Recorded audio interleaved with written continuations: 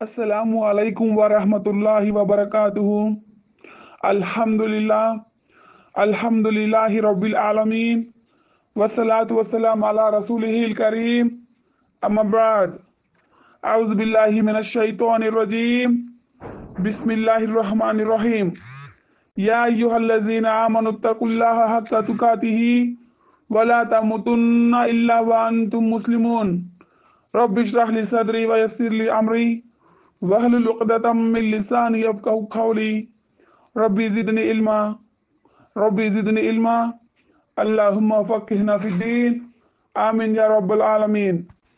అల్హమ్దులిల్లా, మనం పార్ట్ 1లో ఒక విశ్వాసికి ఆకాశాలపైకి తన యొక్క ఆత్మ ప్రయాణం జరిగినప్పుడు ఎటువంటి గౌరవం లభిస్తుందో మనం గ్రహించాము. టుడే క్లాస్లో అవిశ్వాసికి మరియు పాపాత్ముడైన ఒక ముస్లింకు అతని యొక్క ఆత్మకు ఎటువంటి అవమానం లభిస్తుందో ఆకాశాలపై ఆత్మ ప్రయాణంలో టుడే క్లాస్లో తెలుసుకుందాం. ఇన్షాల్లా వచ్చేసేయండి. అయితే ఒక వాక్యము నేను మీకు వినిపిస్తాను, గ్రహించండి. సూరతుల్ హజ్లో 31వ ఆయత్, ఏకాగ్రతతో అల్లాహ్ను మాత్రమే ఆరాధించండి, ఆయనకు ఎవరిని భాగస్వాములుగా చేయకండి. ఇతరులను అల్లాహ్కు భాగస్వాములుగా చేసేవాడు ఆకాశం నుండి కింద అంటే భూమిలో పడిపోయినట్లే. అతనిని ఇక పక్షులైనా తన్నుకుపోతాయి, లేదా గాలి అతనిని ముక్కలయ్యే దూరమైన ప్రదేశానికైనా విసిరివేస్తుంది. అంటే ఆ యొక్క దురాత్మ, పాపాత్ముడైన అవిశ్వాసి యొక్క ఆత్మకు జరిగే అవమానం ఇందులో అల్లాహ్ సుబ్హానహు వ తఆలా మనకి చూపిస్తున్నారు. హజరత్ బరా బిన్ ఆజిబ్ రజియల్లాహు అన్హు కథనం, ప్రవక్త ముహమ్మద్ సల్లల్లాహు అలైహి వసల్లం ప్రవచించారు, అవిశ్వాసుడైన దాసునికి మరొక ఉల్లేఖనం ప్రకారం పాపాత్ముడైన దాసునికి ప్రపంచం నుండి అతని జీవితం తెగిపోయి పరలోకానికి పోయేటప్పుడు అతని వద్దకు ఆకాశం నుండి అల్లాహ్ దూతలు దిగి వస్తారు. పాపాత్ముడైన దాసునికి అతని ప్రపంచం నుండి జీవితం తెగిపోయి పరలోకానికి పోయేటప్పుడు అతని వద్దకు ఎవరు వస్తారంట? ఆకాశం నుండి అల్లాహ్ పంపిన దూతలు దిగి వస్తారు. వారి ముఖాలు కఠినంగా, భయంకరంగా, నల్లగా ఉంటాయి. వారి వద్ద కఫన్ అంటే మృతదేహానికి ధరింపచేసే దుస్తులు అన్నమాట. అవి అగ్నితో చేసిన పట్టాలా ఉంటుంది. అతను చూడగలిగినంత దూరం వరకు అతని ముందు అల్లాహ్ దూతలు కూర్చుంటారు. తర్వాత మలకల్ మౌత్, ప్రాణం తీసే దూత అంటారు. మలకల్ మౌత్ మీకు అందరికి తెలుసు కదా. ఆ మలకల్ మౌత్ వచ్చి అతని తల దగ్గర కూర్చుంటాడు. అప్పుడు అతనితో, ఓ ఓ ఓ నీచమైన మనసా, అల్లాహ్ ద్వేషాన్ని, ఆయన కోపాన్ని పొందుటకై నువ్వు పదా అని ఆ యొక్క పాపితో మలకల్ మౌత్ అనడం జరుగుతుందన్నమాట. ఏమంటారంట? ఓ నీచమైన మనసా, అల్లాహ్ ద్వేషాన్ని, ఆయన కోపాన్ని పొందడానికి నువ్వు పద, ఇంకా నీ కాలం అయిపోయింది, అల్లాహ్ ఇచ్చిన సమయం అయిపోయింది, పరలోక యాత్రకు సిద్ధంగా అని చెప్పేసి చెప్పడం జరుగుతుంది. ఆ తర్వాత అతని ప్రాణం తీసే ప్రాసెస్ విధానం ఎలా ఉంటుందో ఇక్కడ ప్రవక్త గారు వివరించారు. ప్రవక్త ముహమ్మద్ సల్లల్లాహు అలైహి వసల్లం తెలిపారు, అప్పుడు మనిషి ప్రాణాన్ని ఇనుప కమ్మిల అంటే ఇనుప దంతాలతో తడిగా ఉన్న చర్మం నుండి వెంట్రుకలను గీకి తీసినట్లు అతని అంగాలను, నరాలను తెంపుతూ ప్రాణాన్ని తీస్తారు.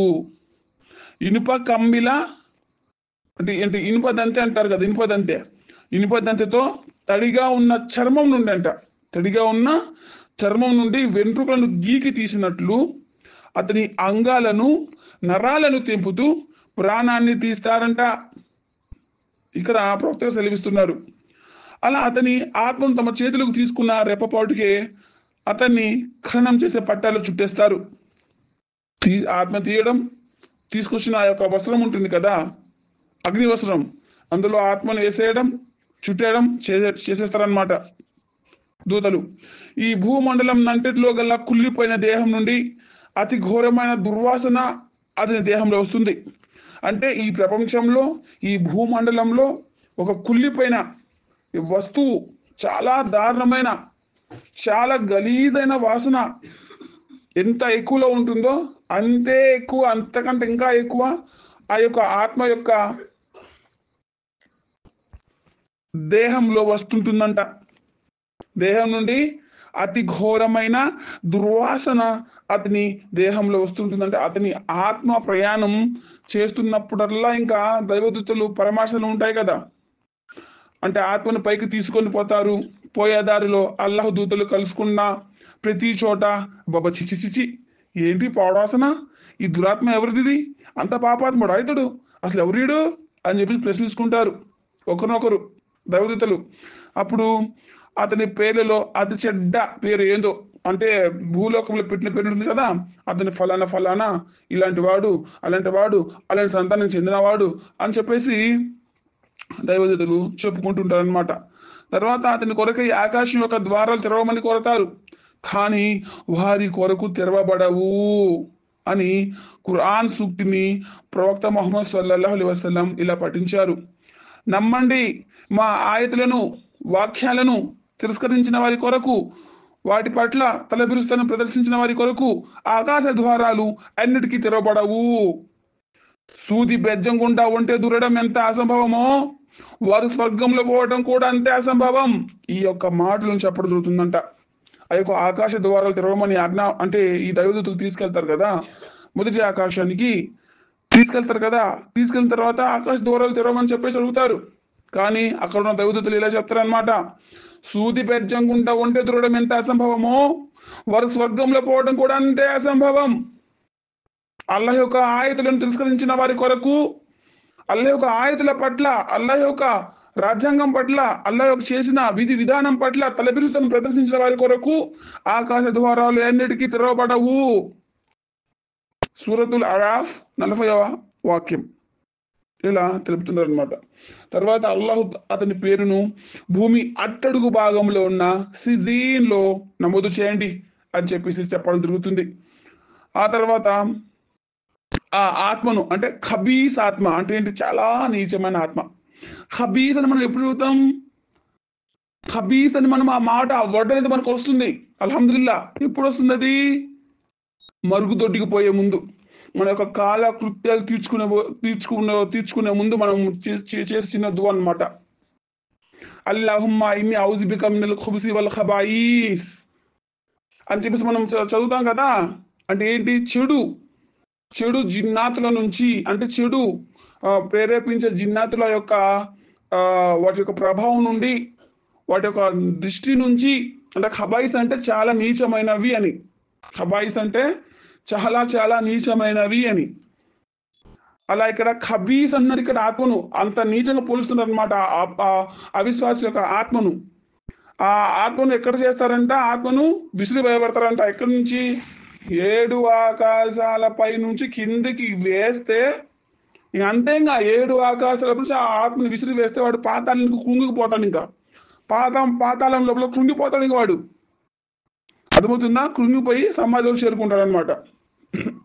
ఆ తర్వాత అతనికి నరక యొక్క ద్వారాలు తిరగబడతాయి సమాధిలోనే. ఒక నరక శిక్షల యొక్క ప్రభావాన్ని యొక్క ఆలమే బర్జ దశలో అతను అనుభవిస్తూ ఉంటాడు ప్రళయకాలం వరకు. చూడండి, ఒక్క మాట, అల్లా సుబ్హానహు వ తఆలా మనల్ని అల్లా కోసము ప్రాణాలు అర్పించండి అని చెప్పేసి మనం చెప్పట్లా, భార్య పిల్లలను త్యాగం చేయను అని చెప్పట్లా. అయ్యా నేను మీకోసం భూమిని తయారు చేశాను, సమస్త విశ్వాన్ని మీ ముందుంచాను, తినడానికి త్రాగడానికి అల్హమ్దులిల్లా అన్ని వస్తువులు సమకూర్చాను, తినండి త్రాగండి సంతోషంగా జీవించండి, నన్ను కూడా ఆరాధించండి, నన్ను కూడా ఆరాధించండి, నా ఆరాధన కొరకే మిమ్మల్ని జిన్నాతులు కూడా సృష్టించాను అని చెప్పేసి అల్లాహ్ సుబ్హానహు వ తఆలా చాలా చాలా చాలా మన యొక్క దీన్ని, ఇస్లాంను చాలా సులభతరం చేశారు మన కోసం. కానీ మనం ఏం చేస్తున్నాం, జులుం చేసుకుంటున్నాం, కఠినం చేసుకుంటున్నాం. అల్లాహ్ యొక్క మాటలను, అల్లాహ్ యొక్క వాక్యాలను, అల్లాహ్ యొక్క ఆయతులను, అల్లాహ్ యొక్క రాజ్యాంగాన్ని, శాసనాన్ని ధిక్కరిస్తున్నాం. అల్లా ఇచ్చిన సకల సకల అన్ని వరాలను మనం పొందుతూ అవిధేయతకు పాల్పడుతున్నాం, కృతజ్ఞులుగా ఉండలేకపోతున్నాం. అల్లా ఇచ్చిన ఈ దేహంతో మన కనీస అవసరాలు తీర్చుకుంటూ సంతోషంగా జీవిస్తూ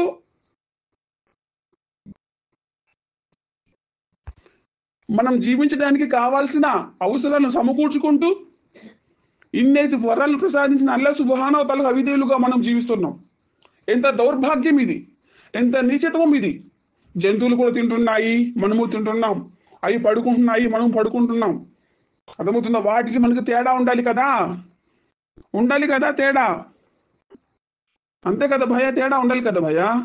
తినడానికి త్రాగడానికి వచ్చామని భూమి మీదకి కాదు కదా. మనకు ఉత్కృష్ట జీవం చేశాడు అల్లా సుబ్హానహు వ తఆలా. ఆలోచించే ప్రజ్ఞానం ఇచ్చాడు. ఏది మంచి, ఏది చెడు, ఏది న్యాయం, ఏది అన్యాయం, ఏది సత్యం, ఏది అసత్యం మనకు ధృవీకరించే మనసునిచ్చాడు, మేధాశక్తినిచ్చాడు. కానీ ఈరోజు ఒక మనిషి ఒక జంతువు కొంటే దారుణంగా ప్రవర్తిస్తున్నాడు. దానికి జంతువుకు ఉండదు, ఏమంటారు, వివేకం ఉండదు దానికి. ఆ స్థానానికి వెళ్తున్నాడు మనిషి కూడా.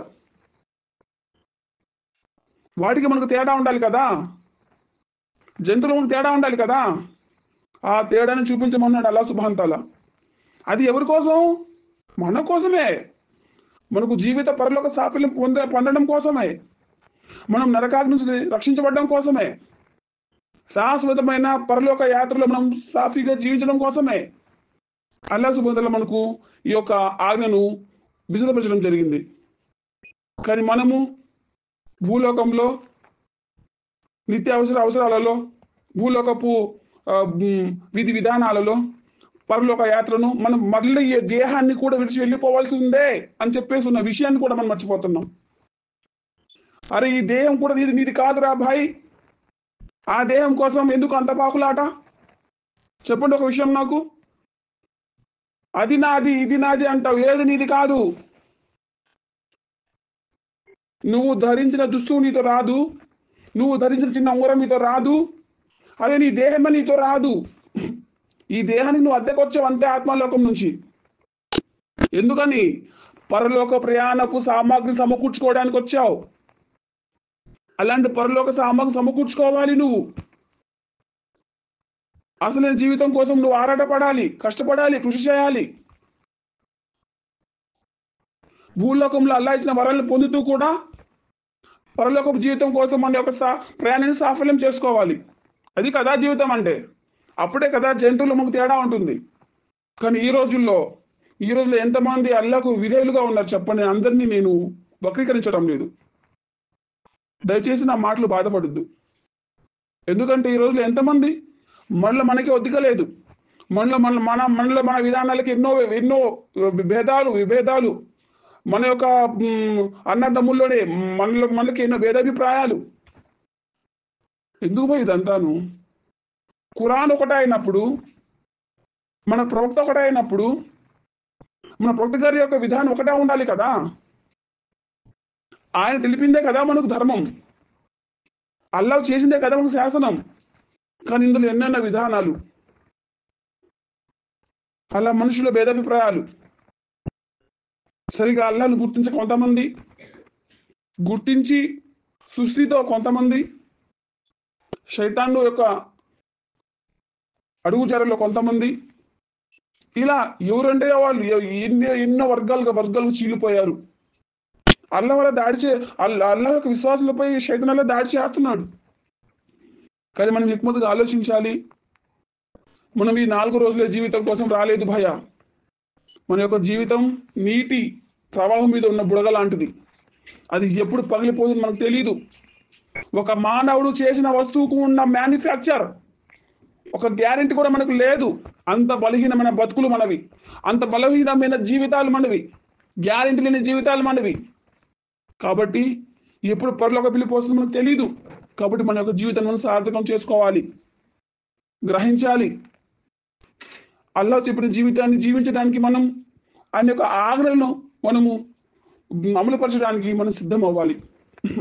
ఆయన యొక్క దారిలో మన సమయాన్ని కుర్బానీ ఇవ్వాలి, మన యొక్క దేహాన్ని కుర్బానీ ఇవ్వాలి, మన యొక్క శక్తిని కుర్బానీ ఇవ్వాలి, మన యొక్క ధనాన్ని కుర్బానీ ఇవ్వాలి. ఇది ఆయన ఇచ్చిన సంపద. ఈ దేహమైనా డబ్బులైనా ఏదైనా సరే ఆయన దారిలో చేరడానికి మనము సిద్ధపడాలి. మనకు ఎప్పుడు రెడీగా ఉండాలి, సిద్ధంగా ఉండాలి. కాబట్టి ఈ యొక్క మాటలను గ్రహించుకుంటూ మీలో ఉన్న చిన్న చిన్న లోపాలు ఏవైతే ఉన్నాయో అవి సవరించుకుంటూ సరైన దారిలో నడుస్తూ మీ యొక్క నమాజును స్థాపితం చేసుకొని అల్లాహ్ చెప్పిన ఆజ్ఞలను అనుసరిస్తూ మీరు జీవితం గ్రహించాలని, అలాగే అల్లాహ్ కూడా నా యొక్క చిన్న ఈ కృషిని స్వీకరించాలని, నా తప్పులను మీ తప్పులను కూడా మన్నించాలని, పరలోక జీవితం సాఫల్యం మనమందరం చేరుకోవాలని మనస్ఫూర్తిగా దువాయిస్తూ ఈరోజు క్లాసును ముగిస్తున్నాను.